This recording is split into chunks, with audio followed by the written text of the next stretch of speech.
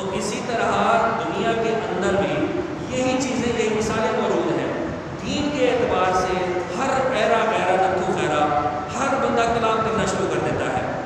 بھئی اس کو کس نے کہا کہ دین پر کلام کرو، اسلام پر بات کرو، قرآن کا احکام بیان کرو، حدیثوں پر جرح اور شرح شروع کر دو؟ یہ کام عام لوگوں کا نہیں ہے، یہ علماء کا کام ہے، ان کے سپرد کر دو۔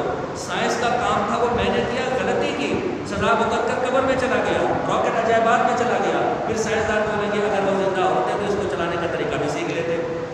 تو یہ تو ایک عجوبہ ہی بن گیا نا۔ کام وہ کرنے چاہیے جو اپنی رینج کے اندر ہو۔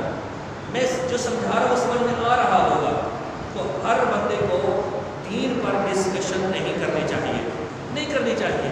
علم والے ہی علم جانتے ہیں، اس کی کمزوریوں کو جانتے ہیں، اس کی باریکیوں کو جانتے ہیں، اس کے فضائل کو جانتے ہیں، اس کی کمالات کو جانتے ہیں، اس کی وجہ نہج کو جانتے ہیں، اس کے طریقہ کار کو جانتے ہیں، اس کے اسلوب کو جانتے ہیں۔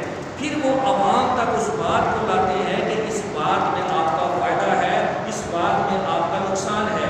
یہی علماء کی متفقہ رائے ہے۔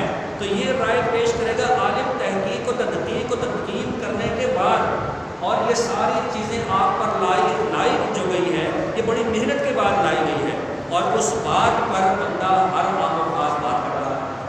اور ویسے قیامت کی نشانیوں میں سے بھی یہ نشانی ہے۔ یہ نشانی نہیں ہے کہ وہ جو سائنسدان نہیں تھا وہ راکٹ بنانا شروع کر دے گا، یہ نشانیاں نہیں ہیں، بلکہ نشانیاں یہ ہے کہ جاہل بندہ بھی علم دین پر ڈسکس کرے۔